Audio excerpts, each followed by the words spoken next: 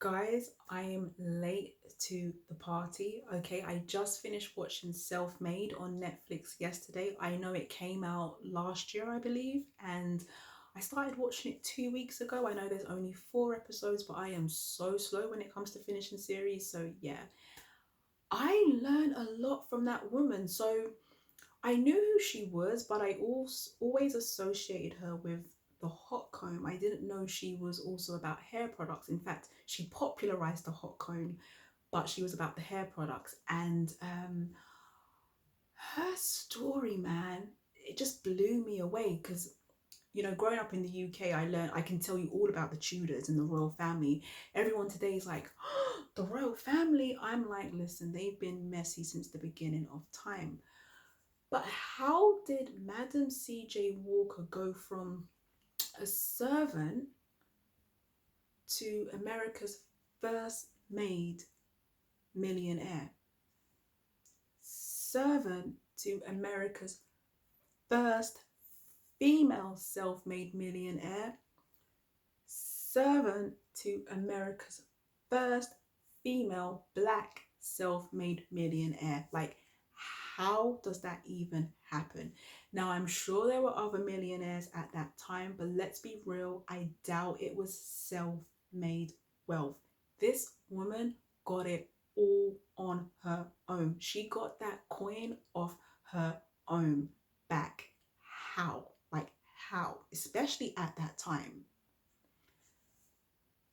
We saw throughout the series that she was always in her imagination. She could see it in her mind's eye. She had the vision. And one of the things that touched my heart was the end, towards the end of the series, the last episode. She was a little girl, I guess she was on the plantation with her family, and you could see like the fireworks in the sky. And she said, look what I dreamed up. And that just melted my heart. Like, you can literally live your dream life despite the circumstances, despite where you come from. And her daughter stood by her side. And I think her daughter asked, how did you do it? And she looked up at the sky and she said, I think she said something like, I don't know where the vision came from, but I knew nothing was going to stop me. And I was like, yes. She understood and she knew that not only is she creation, but she's also a creator. Everything around us is created through someone's imagination. So she kept on visualizing, and everyone around her couldn't see her vision. So they would be looking at a building that was derelict, and there she was just seeing people dancing, people serving drinks, people getting their hair done. She was really in her imagination, and she just didn't stop. Even when her house got caught on fire because of her son-in-law, I mean, she had done so much work to get to that point, and then the whole house just burnt down. I mean, I would have took the insurance money and I would have just retired in Florida. But no, she kept on going. She had her vision. And then her raggedy doggedy husband decides that he wanted to have an affair because he was jealous. And that made me realize something about her that I really admired. She stood strong. Like most women back then and even today, they shrink themselves small. They keep themselves under the shadow of a man. But her dreams and her visions were just bigger than that. Like, she knew she was operating from divine creation. That's way bigger than man, way bigger than a husband.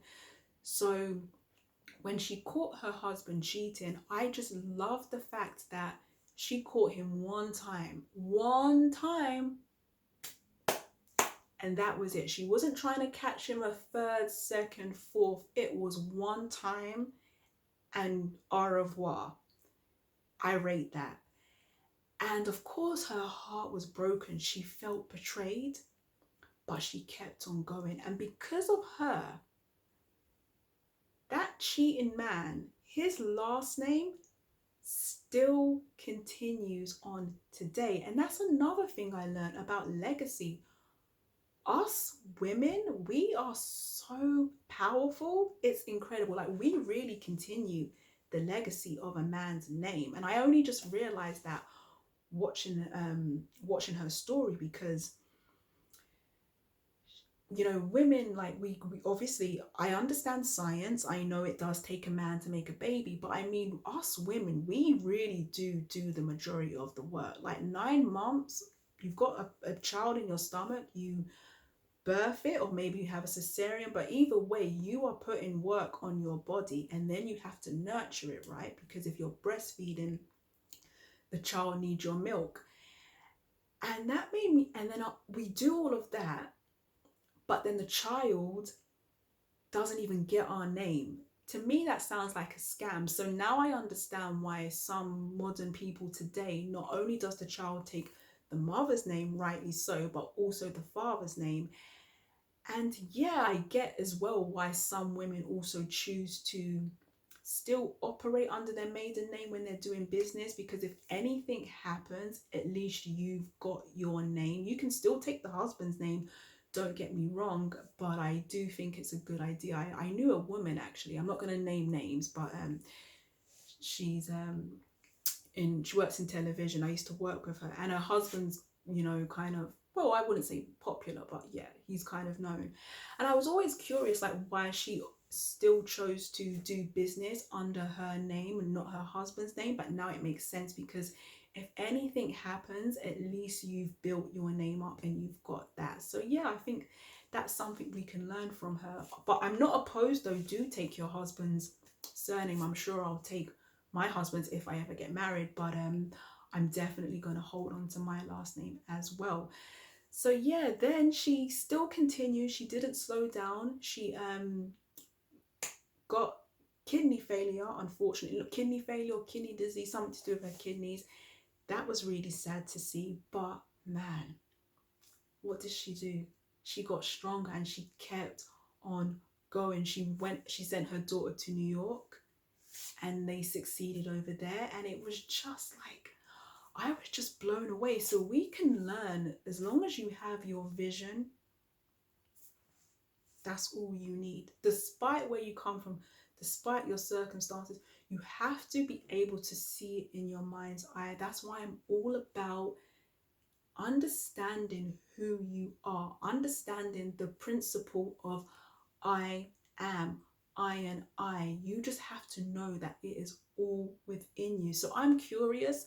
Maybe I watched this series a bit too deep. I know sometimes I can watch films. I'm one of those annoying people. I love to, like, over analyze things. So let me know, what did you learn from Madam C.J. Walker in her life? Because I was so inspired. Well, that's all I have to say. I really don't want to ramble on. Have a nice day, guys.